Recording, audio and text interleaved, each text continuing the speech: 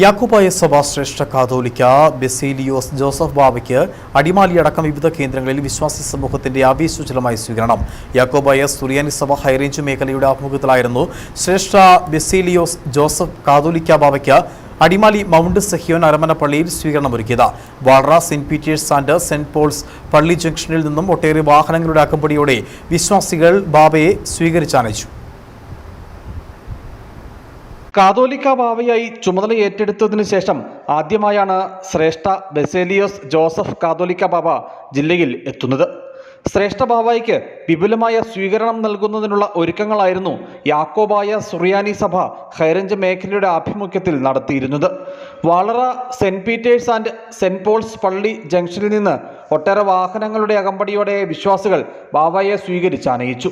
2 മണിയോടെ ബെസേലിയോസ് ജോസഫ് കാതോലിക്ക ബാവ Adimali mount Zion അരമന പള്ളിയിലെത്തി.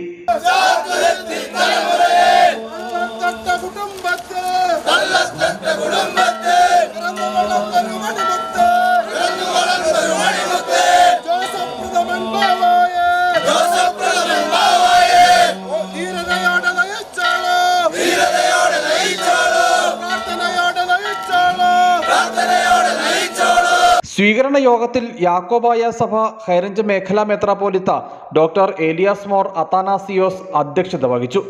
ശ്രേഷ്ഠ ബെസേലിയോസ് ജോസഫ് കാതോലിക്ക ബാവ അനുഗ്രഹ പ്രഭാഷണം നടത്തി.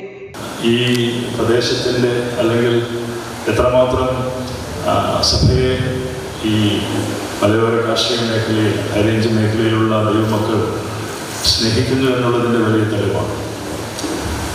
നിശ്ചയമായിട്ടും ഞാൻ ഇവിടെ അന്യനല്ല. ഞാൻ ഈ മേഖലയുടെ ചുമതലയിൽ ഇരുന്നിട്ടുണ്ട്.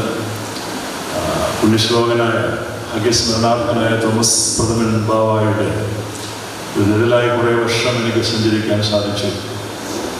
കുറേ കാര്യങ്ങളൊക്കെ മനസ്സിലാക്കാൻ സാധിച്ചു. അങ്ങനെ വലിയ ബൗദ്ധികമായിട്ട് ഒത്തിരി ചിന്തിക്കുന്ന ഒരാളൊന്നുമല്ല. ഒരു സാധാരണ ഹൃദയമുള്ള ഒരു സാധാരണ മനുഷ്യൻ. പക്ഷെ ദൈവം എന്തുകൊണ്ടൊക്കെയോ ഞാൻ ആഗ്രഹിക്കാതെ എന്നെ ഈ നിലവിലൊക്കെ എത്തിച്ചു. ഞാൻ വിശ്വസിക്കുന്നതിലെല്ലാം ഒരു ദൈവിക പദ്ധതി ഉണ്ടെന്ന് ഞാൻ വിശ്വസിക്കുന്നു. മാർപ്പാപ്പയുടെ സ്ഥാനത്യാഗത്തിൽ സ്വീകരണ യോഗം അനുശോചനം രേഖപ്പെടുത്തി.